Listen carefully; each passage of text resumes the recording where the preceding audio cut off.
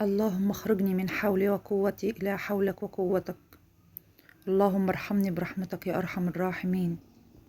اللهم صل وسلم وبارك على سيدنا محمد وآله وأصحابه أجمعين.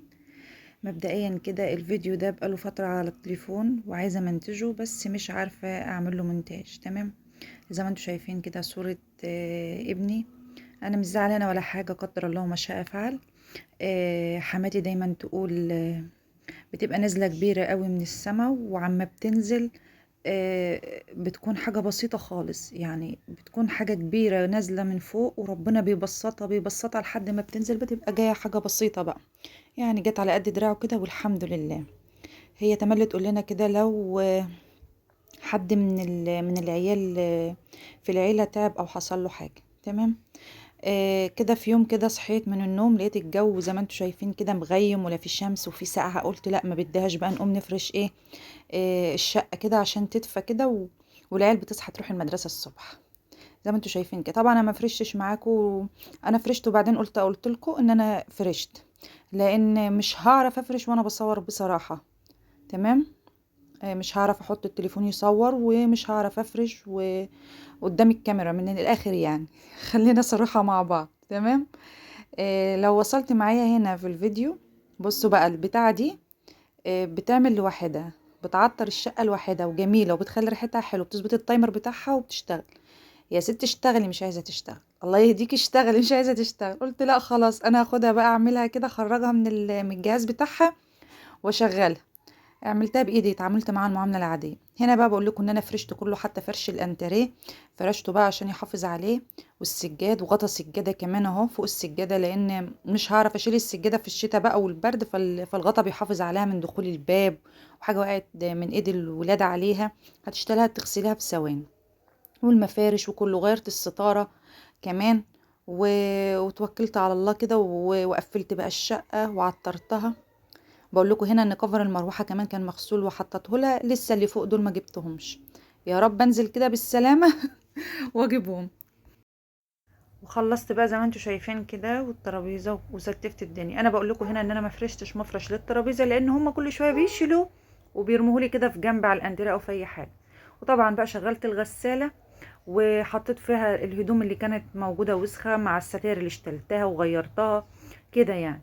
وطبعا في اليوم ده بقى فايدة الأكل، لو عندك أكل بايت أدي فايدته، يعني أنا لقيت عندي أكل بايت قلت خلاص النهاردة يوم الشقة العالمي، كنس ومسح وتنظيف وفرش، ويبقى عندي أكل بايت في المطبخ هسخنه و...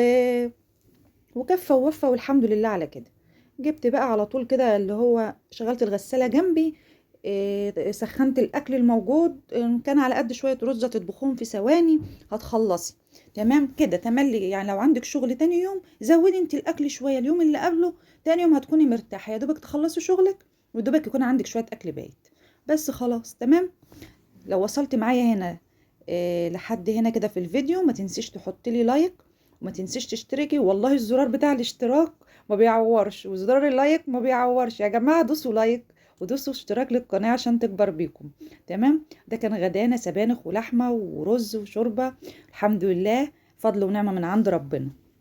وشطبت المطبخ زي ما انتوا شايفين كده، بوريكم ان انا خلصت، والبوتاجاز كان عايز يتغسل بصراحة. هنا بقول لكم ان بواقي الاكل حطيتها في جنب كده، شوفوا كان وسخ عايز يتغسل، بس فعلا ما كنتش قادرة خلاص، خلصت ومش قادرة. تمام. هنا بقى باخد رأيكم في حاجة.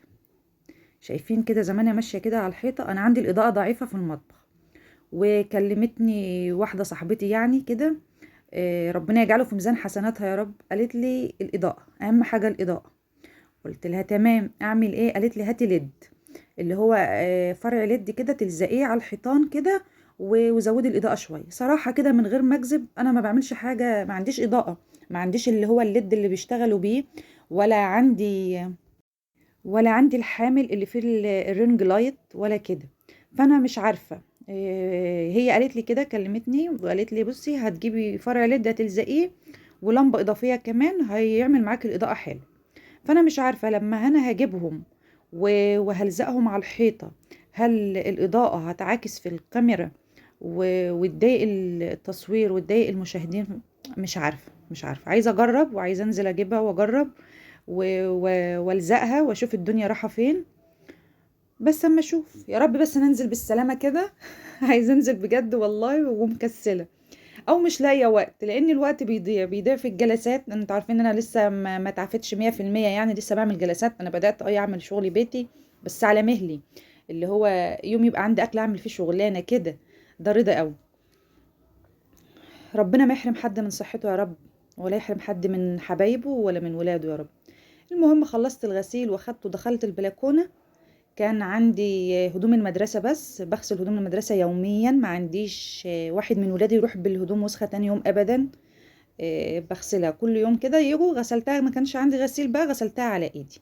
اشتلتها كده وبدأت الهدوم اللي انا غسلتها برضو بعد ما نظفت الشقة وغيرتنا وكده، والستاير غيرتها وكده. قلت خلاص اما اغسلهم بقى. تمام. تنسونيش في كومنتاتكم جميلة يا بنات. انا عايزة اشكر البنات اللي كانت معايا في اخر فيديو. بصراحة يعني عملوا معايا مجهود جبار، فضلوا معايا طول الفيديو وبصراحة خايفة انسى حد، لانه لو نسيت حد هيزعله. اسراء ووفاء وعزيزة وماجدة وام العز. هما دول اللي انا فاكراهم. هحاول افتكر الباقي برضو واقول اساميهم. كان معايا يعني ورشا. كان معايا ناس كتير وبخاف ان انا ما انسى اساميهم يزعلوا. بحب اشكركم من خلال الفيديو يا بنات، واقول لكم تسلموا يا رب، انتوا قدها وقدود. وسارتي وام مروان. والله يا بنات لو انا نسيت حد ما تزعلوش مني، هو ده اللي انا فاكراه والله. المهم بقى خلصنا الغسيل كده ونشرت ودخلت اشتلت بقى كل اللي انتوا شايفينه ده. المواعين بقى كانت صفت ميتها خلاص، واشتلت البطانه دي كده خلاص كفايه قوي، يعني شربت الميه اللي نزلت كلها من تصفيه. وجبت بطانه تانية كده. بقول لكم بقى ان هنا فوطه المطبخ دي ملسوعه، يعني اللي هو جيت اشيل بيها مثلا لو انت عامله صينيه في الفرن او حاجه وجيتي تخرجيها، هي لسعت فيها كده. هي من الصينيه مش من النار، فاهمني؟ او حله على البوتاجاز. بس هي اكتر بتلزق قوي في الصواني، ليه مش فاهم. المهم خلصت بقى زي ما انتم شايفين كده، وقالوا لي عايزين عصير. طب انا ما طلعتش مانجا ولا اي حاجه من الفريزر تفك. قالوا لي لا خلاص اعملي لنا لو ليمون حتى فريش. قلت تمام. بما انه ليمون ندلعهم بقى، نعمل لهم شويه ليمون في الخلاط فريش كده ندلعهم. يعني مش معنى ان هو ليمون هنعمل ميه بليمون بسكر وخلاص، لا هنعملهم بقى في الخلاط كده وندلعهم. ندي لليمون حقه يا جماعه. تمام. عايزه اقول كلمه للبنات اللي بتتابعنا في صمت. يعني انا عارفه مين اللي بيتابعني في صمت وفي برامج بتعرف الناس برضو مين اللي بيتفرج على الفيديو وفي صمت. يعني بصي مش عايزه تكتبي تعليق، تمام؟ طب اكتبي حطي لايك. حطي لايك يا بنات، حطي لايك على الفيديو يا بنات. يعني التصوير والمونتاج واللي انا عاملاه ده والله يستحق اللايك. تمام. آه سواء بقى حطيتي اللايك او ما حطيتهوش، حطيتي كومنتك او ما حطيتهوش، انا بشكرك برضو ان انت بتتابعيني. شكرا ليكي. بس كنت عايزاكي يعني تحطي لايك، تكتبي كومنت. ابقى عارفة برضو ان الفيديو عجبكم. تمام. تمام. خلاص بقى بدأت اعصر الليمون عادي يا جماعة. في ناس بتبدأ تقشره، في ناس بتحطه بقشره. لا انا ما برجحش كده. انا ما قشرتش، انا عملت الليمونة من النص اتنين وعصرتها جامد بالمعلقة كأنك بتعصريها على الاكل عادي. بس انا عصرتها في الخلاط وحطيت السكر وحطيت المية عادي بقى خالص وضربت. اتأكدي ان انت شايلة البذر كويس جدا من الليمون عشان ما يمررش. لو عملتيه بالبذر هيمرر، مهما تحطي سكر فيه لسعة مرارة. انا بقى عشان متأكدة انه مفهوش بذر تمام، انا هصب كده على الكوبايات على طول. انت بقى لو مش متأكدة صفيه بمصفى ناعمة. تمام. لان لو جت حتة صغيرة من البذر في بق حد يعني هتبقى صعبة يعني. خلصت بقى وجبت ليمونة كده واخدت منها قطعتين كده زي ما انتوا شايفين. لا لا لا، نظبط الليمون يا جماعة، مش عشان مية بليمون يبقى ما نظبطهاش. وبدأت اديلهم الليمون كده عادي. تمام. بألف هنا اللي شربوا يا رب. طبعا بقى هنا كنا بالليل، وانا الدكتور اللي متابع معاه كان مسافر بره البلد. وجالي تليفون من السكرتيره اللي هناك، قالت لي ان الدكتور موجود الليله. فطبعا ركبته ورحت له لان انا كنت مستنيه. تمام. فروحت بقى عشان انا عامله متابعه معاه لحد ما تعافى خالص. وكان هنا الفيديو خلص. تمام كده. تمام. روحت بقى وجينا اتعشينا وكان الفيديو خلص. ده بقى تاني يوم الصبح. الفيديو على يومين يا جماعه. قمت بقى زي ما انتوا شايفين كده، طفايه فيها مناديل فيها حاجه على الحوض على طول. على سوري على على بسقة القمامة على طول، أعزكم الله. وبدأت بقى روقت السرير، طبعا كله كان متغير بالليل وكله نضيف، يا دوبك بصوا في ثواني كانت الدنيا بقت نظيفة. مشيت ايدي لان انا عارفه ان انا هصحى تاني يوم تعبانه عشان عملت مجهود اليوم اللي قبله، وفعلا صحيت تعبانه. تمام. بوريكم ازازه الميه دي، بقول لكم ان انا بنسى اشرب ميه طول اليوم، فلازم ان الازازه تبقى قدامي عشان اشرب ميه، لما اشوفها افتكر ان انا عايزه اشرب ميه.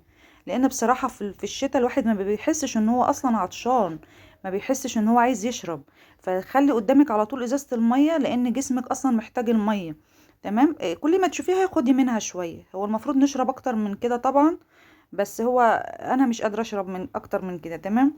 كان عندي بقى كرومبتين بره كده، انا ما بدخلش الكرومب الشقه، ما بدخلش الكرومب شقتي، انا قاعده في بيتنا يعني، مش مأجرين ولا حاجه، ده بيتنا، بيت جوزي، بيت جوزي واخواته يعني. تمام. فانا بسيبه بره على السلم، ما بدخلش كرومب الشقه. ما اعرفش، انا ما بحبش ادخله، ممكن لا قدر الله يكون الكرومبايه فيها حاجه بتمشي، والدليل بكده ان الواحد بيفصصها وبيغسلها وبيتاكد من نظافتها قوي، عشان ممكن لا قدر الله دي حاجه جايه من الارض، ممكن يكون في حاجه بتمشي. طب انا إيه اللي يدخليني ادخل حاجه مش واثقه من انها كويسه جوه الشقه؟ فاهميني طبعا. تمام. انا بعملها كده بره، وبعدين ببدا اخدها بقى ايه في طبق كده وادخل بيها زي ما انتوا شايفين كده. فصصتها كلها ورقة ورقة وسلقتها زي ما انتوا شايفين، حاطة في المية ملح وكمون ومعلقة سكر، ودي أول مرة كنت أجرب السكر بصراحة، حاسة انه مش فارق حاجة يعني، بسكر من غير سكر حاسة انه مش فارق حاجة.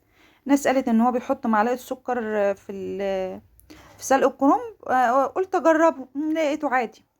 والصينيه كده زي ما انتم شايفين، انا عندي المطبخ صغير شويه، بيبقى الرخامه جنب البوتاجاز، هو مش صغير شويه، هو صغير جدا يعني.